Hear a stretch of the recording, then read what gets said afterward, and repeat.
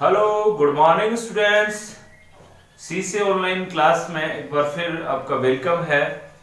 और हम political science 11th class NCERT में हमारा जो टॉपिक चल रहा था first lesson constitution why and how, और उसमें हम पढ़ रहे थे कॉन्स्टिट्यूशन किस रूप में प्रभावी है, इफेक्टिव है, और उस इफेक्टिव के कुछ टॉपिक्स हमने कंप्लीट किए। आज हमारा जो टॉपिक है वो है inheritance of the national movement. Inheritance of the national movement यानी आप ये कह सकते हो कि हमारा जो नेशनल मूवमेंट था उसने किस प्रकार से हमारे संविधान को प्रभावित किया, या नेशनल मूवमेंट से क्या क्या चीजें हमने कॉन्स्टिट्यूशन में अडॉप्ट की। क्योंकि कॉन्स्टिट्यूशन जो है वो कॉन्स्टिट्यूशन को इस तरह से नहीं कि असेंबली ने बना दिया हो। देखिए, constitution not the product assembly only, केवल कॉन्स्टिट्यूशन को असेंबली ने अडॉप्ट किया हो, असेंबली ने तैयार किया हो, ये है मेड किया असेंबली ने, कॉन्स्टिट्यूएंट असेंबली बनाई गई, लेकिन उसके पीछे जो बैकग्राउंड है उस बैकग्राउंड को हमें चेक करें तो देखें कि हमारा जो नेशनल मूवमेंट था उसने बहुत इंपॉर्टेंट रोल अदा किया इसमें। जैसे आपको जानकारी है कि हम जो ब्रिटिश गवर्नमेंट है उसके विरुद्ध हमने बहुत सारी स्ट्रगल किए, लॉन्ग स्ट्रगल ऑफ फ्रीडम, आजादी के हमने बहुत सारी लड़ाई लड़ी, और उस लड़ाई लड़ने के बाद में हम लोगों को क्या मिली थी, फ्रीडम मिली। उस लड़ाई के दौरान हम लोग जो स्ट्रगल कर रहे थे उसमें हमारे कुछ एक्सप्रेशन थे, गोल्स थे, एम्स थे, जो जिनके लिए हम लोग स्ट्रगल कर रहे थे। और जैसे ही हमें फ्रीडम मिला उसके बाद कॉन्स्टिट्यूशन में इनको अडॉप्ट करना जरूरी था, क्योंकि लड़ाई इसके लिए हुई, हम क्या क्या राइट्स चाहते थे। तो आप लोग ये कहें कि कॉन्स्टिट्यूएंट असेंबली ने कॉन्स्टिट्यूएंट को बुलाया, लेकिन उसके बाद भी जो कुछ बैकग्राउंड जो तैयार हुआ था वो नेशनल मूवमेंट में तैयार हुआ, यानी स्वतंत्रता आंदोलन में तैयार हुआ, और एक थॉट विकसित हो गई थी कि हम लोग जो कॉन्स्टिट्यूशन बनाएंगे, हमारा जो कंट्री होगा वो कैसा होगा, हमारा कॉन्स्टिट्यूशन जो होगा वो किस तरह का होगा। तो एक थॉट डेवलप हुआ, और बैकग्राउंड टू कॉन्शियस, और एक तरह से बैकग्राउंड हमारा तैयार हो रहा था किसमें, नेशनल मूवमेंट में। और इस नेशनल मूवमेंट जो चला वो लॉन्ग स्ट्रगल था फॉर फ्रीडम के लिए। जैसे उसने played a very important roles, और उसने हमारे कॉन्स्टिट्यूशन को बनाने में बड़ा ही महत्वपूर्ण रोल अदा किया था।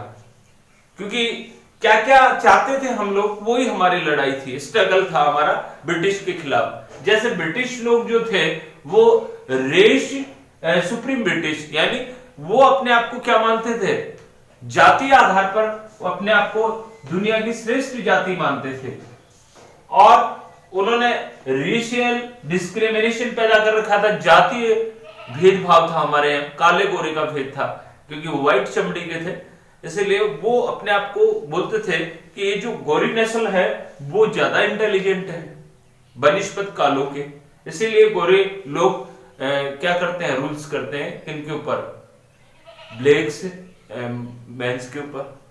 तो ये रेशियल डिस्क्रिमिनेशन जो पैदा कर रखा था, इस रेशियल डिस्क्रिमिनेशन के जरिए हमें पता था कि हमारे अधिकारों का वॉयलेशन हो रहा है। तो जब हमने हमारा कॉन्स्टिट्यूशन मेंट किया तो नेशनल मूवमेंट में ये बातें हमने ध्यान में रखी, इनके खिलाफ हमने क्या की थी, स्ट्रगल किया था। और the principle inherited from the national movement, और उस नेशनल मूवमेंट में हम लोगों ने जो बुनियादी चीजें हमने देखी, जिनकी हमें आवश्यकता थी, उनको अडॉप्ट किया, और हमने हमारे बुनियादी नियम तैयार किए। All there were given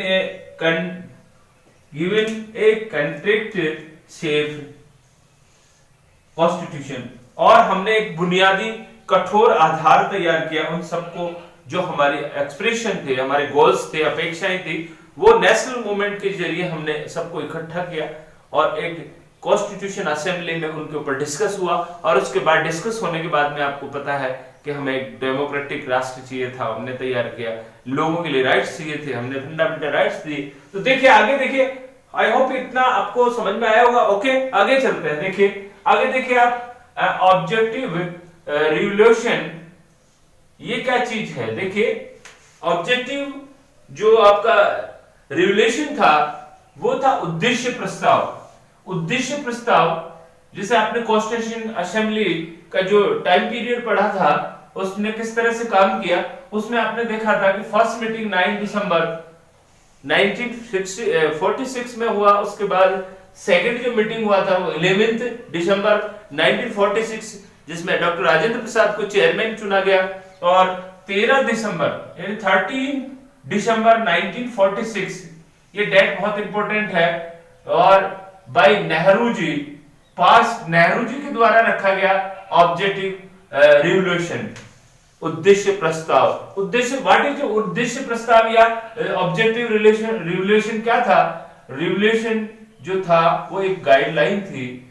then after जब हमने हमारा कॉन्स्टिट्यूशन तैयार किया तो उसके बाद उसे प्रिम्बल यानी प्रस्तावना के रूप में से स्वीकार कर लिया गया, और ये कह सकते हो कि revolution that is defines AIIMS of the assembly. Constitution assembly के क्या उद्देश्य थे इसको डिफाइन कर रहा था कौन?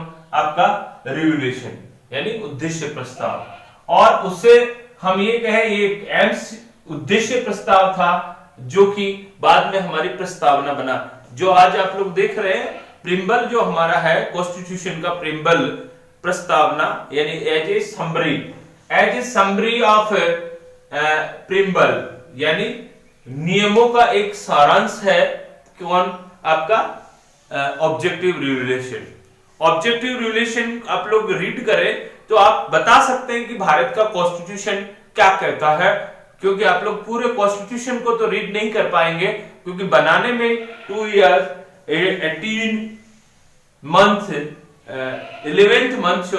18 डेज लगे, तो आप ये सोच सकते हो उसको रीड करने में तो काफी टाइम लगेगा ना। तो इस summary of principles best summary यानी एक तरह से सारांश है कि हमारा ऑब्जेक्टिव रिवोल्यूशन हमारा कॉन्स्टिट्यूशन कैसा उसको बताता है। तो ए डॉक्यूमेंट है क्या है जो एम्स के बारे में बताता है, उद्देश्य प्रस्ताव। आगे देखिए रिवोल्यूशन जो था उसमें एक्सप्रेशन टू दीज फंडामेंट्स कमिटमेंट, हमने इसके जरिए ये जो हमारी जो अपेक्षाएं थी उन अपेक्षाओं का कमिटमेंट था, ये कमिटमेंट था कि हम लोग क्या चाहते हैं और इनको पूरा कैसे करेंगे। इसको हमने किसमें लिया? ऑब्जेक्टिव रिवोल्यूशन में लिया। जैसे आप लोग कह सकते हैं हमारे फंडामेंटल्स कमिटमेंट क्या थे, बुनियादी वादे क्या थे हमारे कॉन्स्टिट्यूशन से, हम लोग क्या वादा करना चाह रहे थे, हमारा देश किस तरह से होगा, क्या क्या होंगे। तो देखिए इक्वालिटी समानता, लिबर्टी स्वतंत्रता, डेमोक्रेसी लोकतंत्र, सॉवरेंटी संप्रभुता एंड ए कॉस्मोपोलिटेन आइडेंटिटी यानी सार्वजनिक पहचान जिसको आप लोग नागरिकता कहते हैं, एंड फ्रेटर्निटी बंधुत्व। ये हमारे एम्स थे कि हमारा देश समानता, स्वतंत्रता, डेमोक्रेसी, लोकतंत्र वाला होगा, संप्रभुताधारी होगा, यानी इसके ऊपर और कोई शासन नहीं कर सकता और सबकी अपनी एक सार्वजनिक पहचान होगी। तो इस तरह से ये एम्स थे हमारे, ये उद्देश्य थे जो उद्देश्य प्रस्ताव में डाले गए, और ये कॉन्स्टिट्यूशन असेंबली ने उस पर काम किया और कॉन्स्टिट्यूशन में ये सब चीजें डाल दी। आज आप लोग देख सकते हैं, आप लोगों को आर्टिकल 14 जो है उसमें आपको इक्वालिटी की बात करी गई है, आप लोग 19 में लिबर्टीज की बात करी गई है। तो इस तरह से constitution rules and procedures, rules और प्रोसीजर ही नहीं है, ये प्रॉमिस करता है किसका? That is a national movement, यानी नेशनल मूवमेंट में आपसे क्या क्या वादे किए गए उन वादों को पूरा करने का एक डॉक्यूमेंट भी है, और हेल्ड बिफोर द पीपल, लोगों को बाद में इसमें शामिल कर लिया गया। तो इस तरह से आप लोग कहें कि जो लॉन्ग स्ट्रगल हुआ और जिसमें हमारी थॉट विकसित हुई नेशनलिस्ट मूवमेंट में, उसको पूरा किया कॉन्स्टिट्यूशन में, और एक तरह से जो बैकग्राउंड तैयार हुआ वो नेशनल मूवमेंट में तैयार हुआ। तो इस तरह से आप ये कह सकते हैं कि एक लंबी लड़ाई में जो हमने वादे किए, कमिटमेंट जो था हमारा, हम क्या चाहते थे उसको कॉन्स्टिट्यूएंट असेंबली में, तो नेशनल मूवमेंट से हमें एक थॉट विकसित हुई और उससे हमारा जो कॉन्स्टिट्यूशन मेट किया गया, तो एक्सप्रेशन और गोल्स तैयार हुए। Thank you very much. आपको शायद आज की क्लास समझ में आई होगी। मिलते हैं अगले टॉपिक के साथ। Thank you.